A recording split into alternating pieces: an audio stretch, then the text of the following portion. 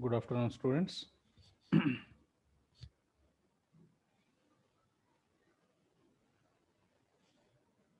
you hearing my voice?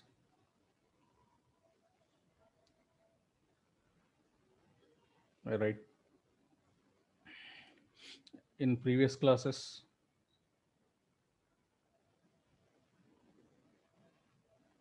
we discussed about constitutional development up to Council's Act of 1892.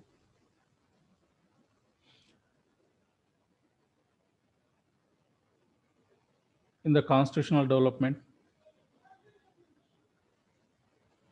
we discuss a certain uh, constitutional framework which made by the Indian British government during the colonial period.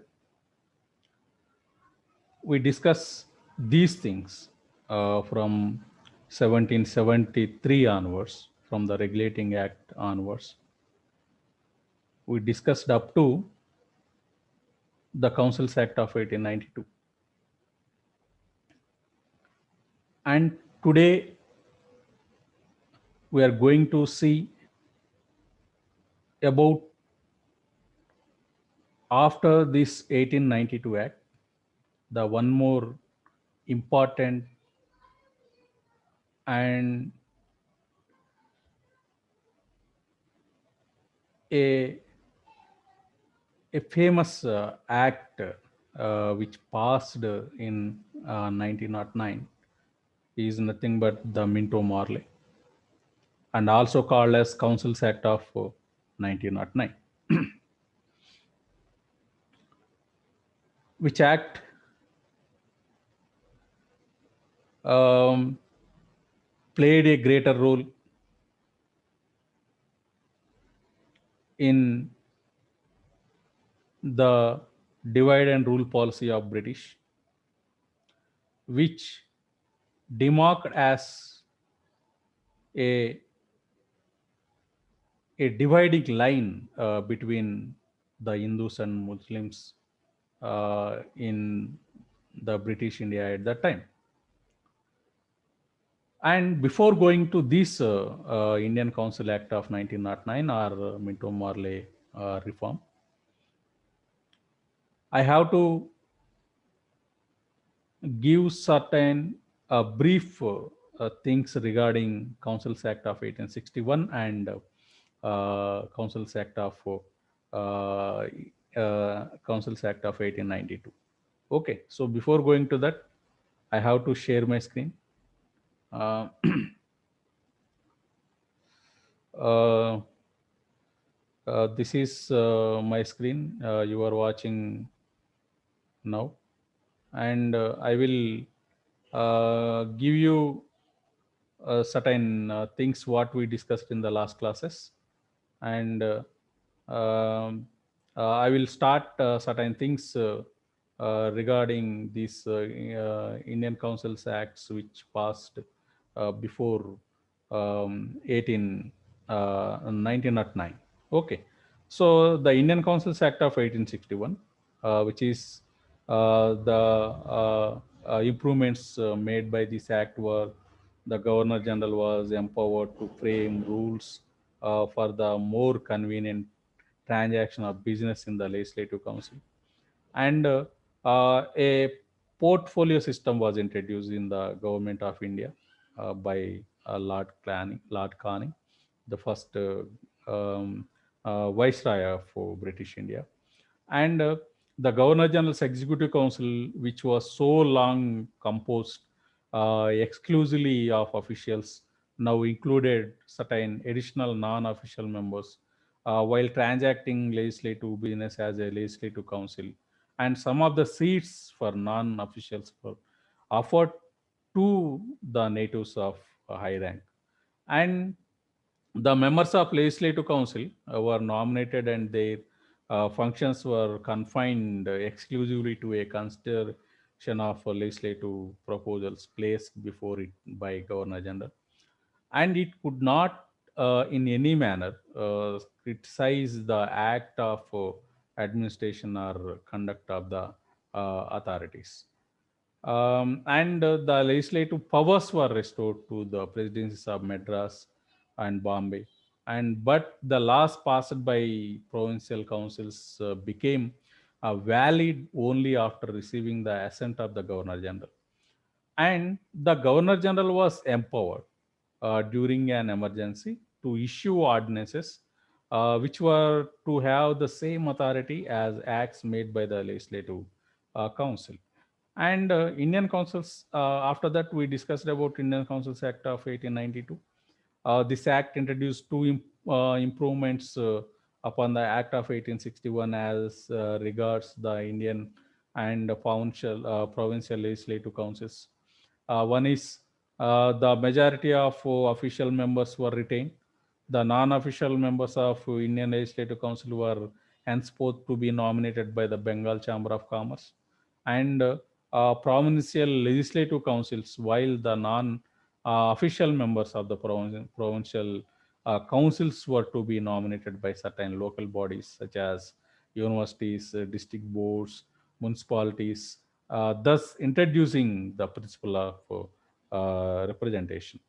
And the council was to have the power of discussing the annual budget to the executive, uh, but did not have the power to the put question. Okay, so no discussion which provided by this act. Okay, so these are certain things we discussed in the last class before 5th May. And now we are going to see after this Councils Act of 1892 and 1861 and 92, there is a most important act which prepared during the time of colonial India. Okay, so that is the most important act. It's nothing but Indian Councils Act of 1909, and better to call it as Minto Morley reforms. Okay, so and which is also known as Minto Morley reforms after the names of then the Secretary of the State for India, Lord Morley, and the Viceroy, Lord Minto. Okay, so this act made the first attempt to introduce a representative and popular element in the governance of India. Okay, so before um, going to certain silent features of this act, I will give you certain important things where the Indian Councils Act of 1909 is also known as Minto Morley reform, and it was instituted to palliate placate the moderates within the Indian National Congress and introduce separate electorates on the basis of religion. And therefore, Lord Minto, then the Viceroy of British India, and therefore Lord Minto came to be known as father of communal electorates in India.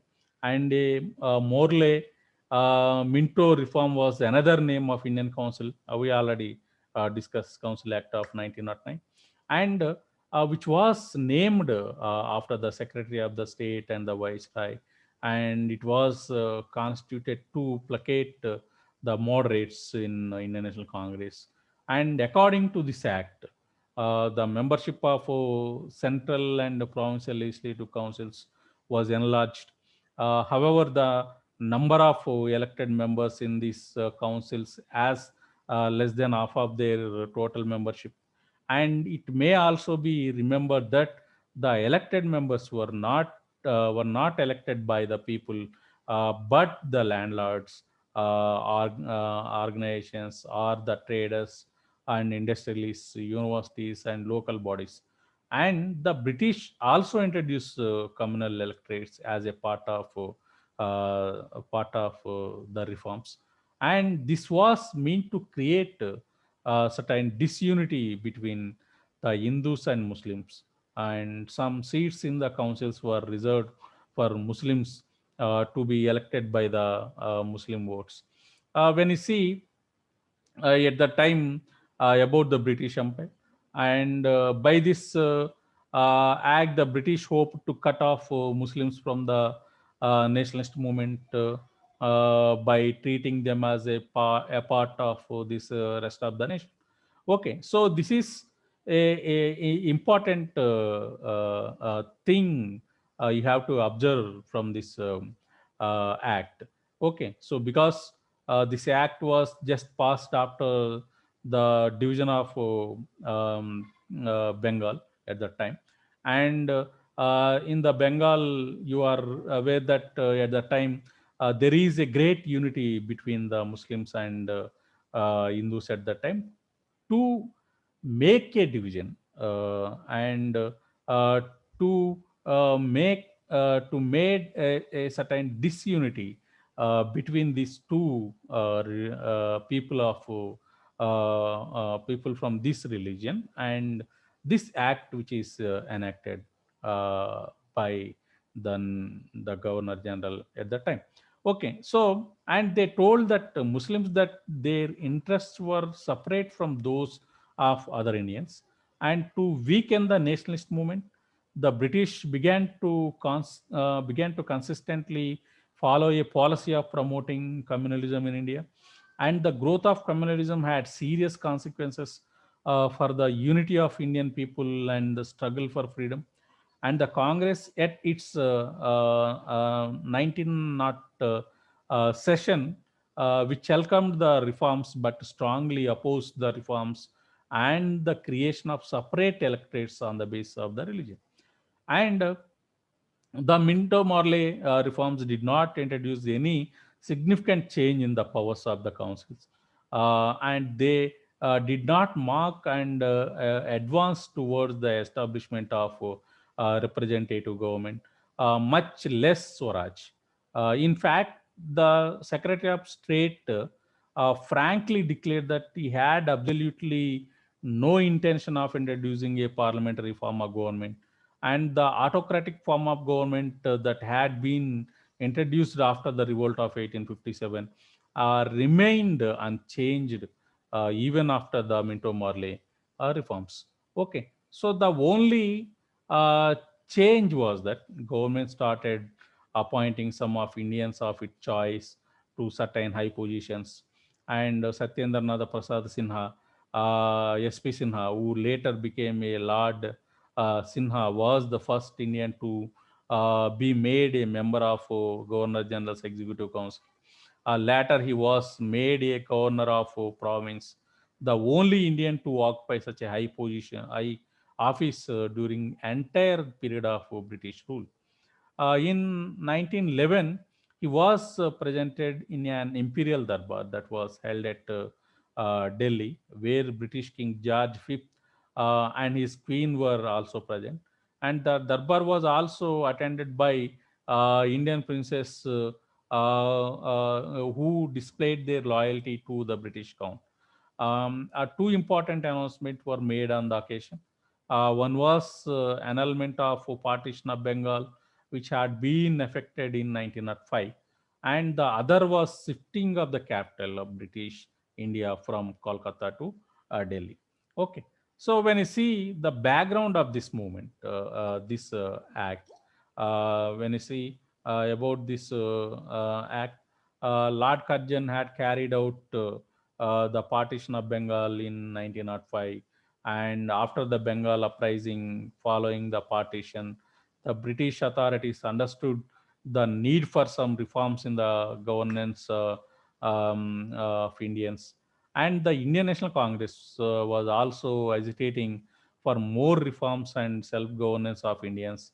And the earlier Congress leaders were moderates, but now extremist leaders were on the rise who believed in more aggressive methods. Indian National Congress demanded home rule for the first time in 1906. And Gopalakrishna Gokhale met Morley in England to emphasize the need of reforms also. And Simla deputation, a group of elite Muslims led by the Aga Khan met Lord Minto in 1906 and placed their demand for a separate electorate for the Muslims. And John Marley was a member of a liberal government, and he wanted to make positive change in Indian governance. Okay, so when you see the major provisions of this Morley reforms, and where is the legislative council at the center and provinces increased in size. Okay, so the central legislative council, which increased the members from 16 to 16 to 60 members. Okay, so and first time the Indians were included in the executive council of governor general and governors. Okay, so we already discussed about the provision that SP Sinha, who was the first Indian to be elected for this council, and the central and provincial legislative councils were enlarged, but official majority was maintained in the case of central government, whereas it was gone in the provincial government. And the power of legislative council was increased by this act by giving them the opportunity of influencing the policy of administration by moving resolutions on the budget and on any matter of public interest, save certain specified subjects such as the armed forces, foreign affairs, and Indian states. Okay, so here there is legislative councils where the central legislative council, the member of the strength of central legislative council, which increased from 16 to 60, and the legislative councils of Bengal, Madras, Bombay, and United Province also they provided these members up to the 50 in each, and legislative councils of Punjab, Burma, and Assam also had the strength of 30 each. Okay, so and the legislative councils at the center and provinces were to have four categories of the members as follows. One is the ex officio members, governor general and members of executive council, and nominated official members like government officials who were nominated by the governor general, and nominated non-official members who are nominated by governor general but were not government officials. Okay, so here is you find the four categories. One is ex officio members, nothing but governor general and members of executive council, and nominated official members, those are like government officials who are nominated by the governor general, and nominated non-official members, those are nominated by the governor general but were not the governing government officials. Okay, so then the next one is elected members. Okay, so elected by different categories of Indians. The elected members were elected indirectly.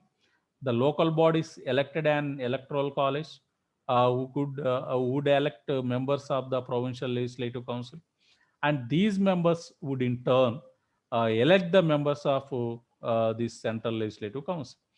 And the elected members were from the local bodies, the chamber of commerce and landlords community and universities, various universities, and traders communities and Muslims, etc. And in the provincial councils, non-official members were in a majority. However, since some of the non-official members were nominated, in total a non-elected majority was there. Okay, so Indians were given the membership to Imperial Legislative Council for the first time, and it introduced separate electorate for the Muslims.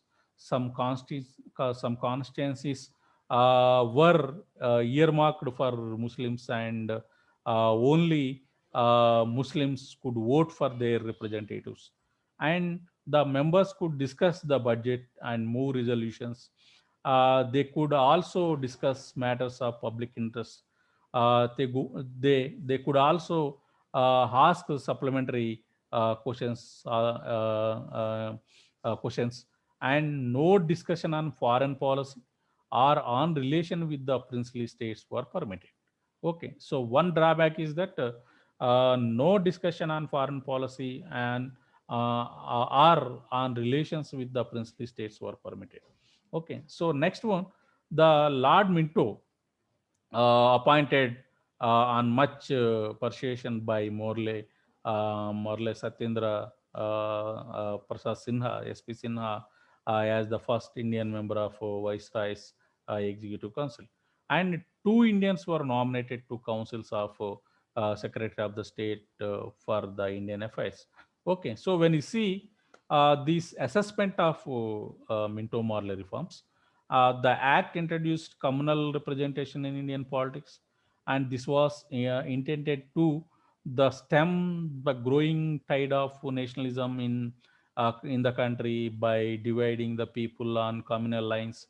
And the culmination of this step was seen in the participation of country along religious lines, and the effects of differential treatment of different religious groups can be seen in this day also. Okay, so and the act did not nothing to grant colonial self-government, which was the Congress demand. And the act did increase Indian participation in the legislative councils, especially at the provincial level. Okay, so when you see the negative impacts of this act, Minto Morley Reforms Act, separate constituencies were created to widen the ditch between the Muslims and Hindus. And this system began an era of gross communalism in Indian polity. And Minto Morley reform prevented people from concentrating on political and economical problems that were common to all Indians, irrespective of Hindu and Muslim. And the size of the councils was increased, but their functions and powers were not enlarged. Okay, so the size of councils just increased, but the functions and powers was not enlarged. There was as is which you observe in the earlier. Okay, so although a non-official majority was there in provincial councils, the actual result was not much appreciable, since the non-official majority was the non-official majority was nullified by the election of nominated members. And under the act, the position of Governor General and his veto power remained unchanged. Okay, so the veto power of Governor General was continued. And the members could discuss the budget but could not make any substantial change in the budget. Okay, so there is a discussion over budget in the council, but no no provisions may be provisions may entertain, which was a substantial change which is in that budget. No change may be taken place. Okay. So the resolution were like recommendations and were not binding on the government, and they could ask questions, but could not force the executives to reply. Okay. So when you see the positive impacts of Minto Morley reform, it was a forward step towards the responsible association of elected Indians with the administration, and the members of the first time got an opportunity to criticize the executive and make suggestions for the better administration of the country. And as the moderate leaders of the Congress supported the government on the matter of implementing the reforms, but at the same time they lost their base among the masses. And further, government did not substantiate for the demand of the self-government of Congress, as Lord Minto himself declared that colonial self-government was not apt for India, and he was also not in favor of introduction of parliamentary or responsible government. Okay, so this is certain important provisions which made in the Councils Act of 1909. Okay, so better to call as Minto Morley reforms. Okay, so dear students, this is about the Councils Act of 1909 and its background and provisions which provided in this act. Okay, so and this is end of my class today, and I will give you about a most important act after 1909. 1909 was the Government Act of 1919. Okay, which is better to call as Mounting Chelmsford reforms. Okay, so dear students, we are going to see about this Mounting Chelmsford reforms in the tomorrow's class, and this is end of my class today, and I will end up my class now.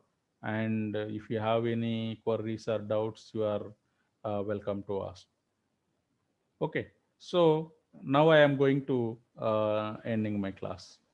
Thank you very much.